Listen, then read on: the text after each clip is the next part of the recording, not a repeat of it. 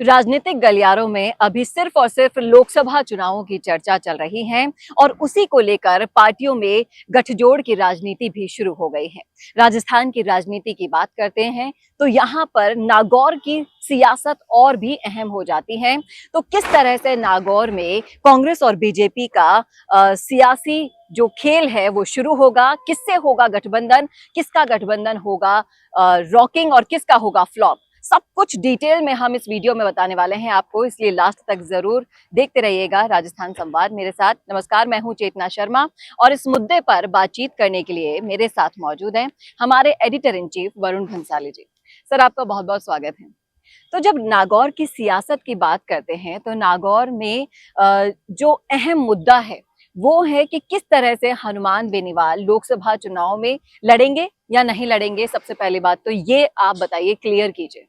देखिए, सबसे पहली बात यह है कि लोकसभा चुनाव में अब अगर हनुमान बेनीवाल लड़ते हैं तो ये बहुत बड़ा जुआ हो जाएगा, क्योंकि हनुमान बेनीवाल का कोई और विधायक विधानसभा चुनाव में जीत नहीं पाया है और हनुमान बेनीवाल की राजनीतिक स्थिति एक तरह से कह सकते हैं नाजुक है। अब अगर वो लोकसभा चुनाव लड़ते हैं तो उनको ये विधानसभा सीट छोड़नी पड़ेगी और विधानसभा सीट ये अगर छोड़ देते हैं तो फिर पक्का नहीं कि उपचुनाव में वो वापस जीत पाए कि नहीं जीत पाए, या उनके खेमे का कोई जीत पाए कि नहीं जीत पाए, उनकी पार्टी का कोई जीत पाए या नहीं जीत पाए। इसीलिए मुझे मुश्किल लगता है कि वो विधानसभा तो नहीं छोड़ेंगे। अब अगर राजनीतिक गलियारों में जो चर्चाएं चल रही हैं वो ये है कि वो अपनी पत्नी को चुनाव लड़ा सकते हैं, वो अपनी पत्नी या भाई को अगर विधानसभा का चुनाव लड़वा देते हैं तो स्थिति नाजुक इसलिए है क्योंकि नारायण बेनीवाल जीता नहीं था जी, आप देखिए। और अगर वो लोकसभा का चुनाव इन दोनों में से किसी को लड़वा देते तो और भी ज्यादा बुरी स्थिति हो जाती है। ऐसे में हनुमान बेनीवाल का जब तक किसी के साथ गठबंधन नहीं होता तब तक उनको ये सीट छोड़ना बहुत ज्यादा मुश्किल है, क्योंकि गठबंधन अगर हो जाता है तो फिर वो इस शर्त पर होगा कि विधानसभा चुनाव भी जब होगा उनकी सीट पर तो उस पर भी वो पार्टी उनकी हेल्प करेगी। तो इसलिए वो कहीं ना कहीं होना जरूरी है। लेकिन जितना राजनीतिक विशेषज्ञों को पढ़ा है, उनको सुना है, जितना राजनीति को देखा समझा है, एक और बात भी अब सामने आ रही है कि हनुमान बेनीवाल ने आखिरकार बीजेपी को छोड़ा क्यों था। बीजेपी को छोड़ने के पीछे मेन और सबसे अहम कारण था किसान बिल।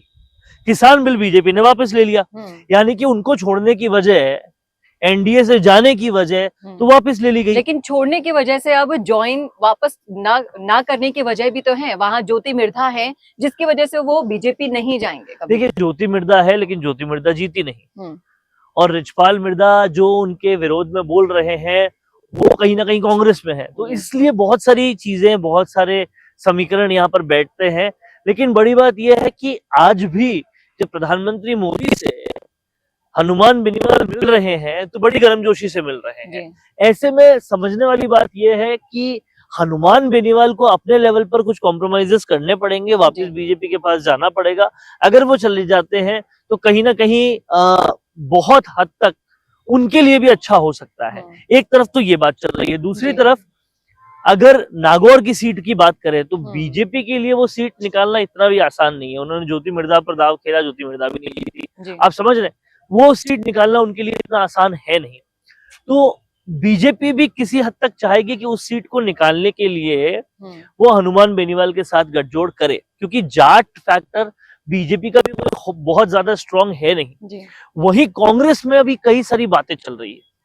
कांग्रेस में जो बहुत बड़े तौर पे बात चल रही है वो एक नया नाम है, एक ऐसा नाम है जो कहीं ना कहीं अगर उन्हें उतारा तो वो जीत सकता है। वो नाम है मुकेश भाकर का। मुकेश भाकर सचिन पायलट समर्थक है, मुकेश भाकर चर्चित है, मुकेश भाकर लोकप्रिय है, मुकेश भाकर जाट है। इस तरह से कई सारे समीकरण हैं जो उनके पक्ष में जाते हैं। और अगर सचिन पायलट की लहर, सचिन पायलट की लोकप्रियता से उनकी लोकप्रियता को इंटू किया जाए तो नागौर जीतना मुश्किल काम होगा नहीं। लेकिन अब सवाल यह है कि मुकेश भाकर को अगर कांग्रेस लाती है तो कांग्रेस को कितने और लोगों को दरकिनार करना पड़ेगा, रिचपाल मिर्धा समेत और कई लोगों को दरकिनार करना पड़ेगा, तब जाकर मुकेश भाकर की वहां एंट्री होती है। और कहीं ना कहीं सियासी गलियारों में चर्चाएं ये भी हैं कि कांग्रेस और आरएलपी का गठबंधन होता है तो जीत उनकी पक्की मानी जा रही है। देखिए, जिस तरह से हनुमान बेनीवाल के तेवर इस विधानसभा में देखे गए और खुले तौर पे वो भ्रष्टाचार के विरोध में बोल रहे थे, कांग्रेस वाले भ्रष्टाचार जी। के विरोध में। तो ऐसा लगता नहीं है कि वो कांग्रेस के पक्ष में जाने के कांग्रेस के साथ जाने के हक में है। जी।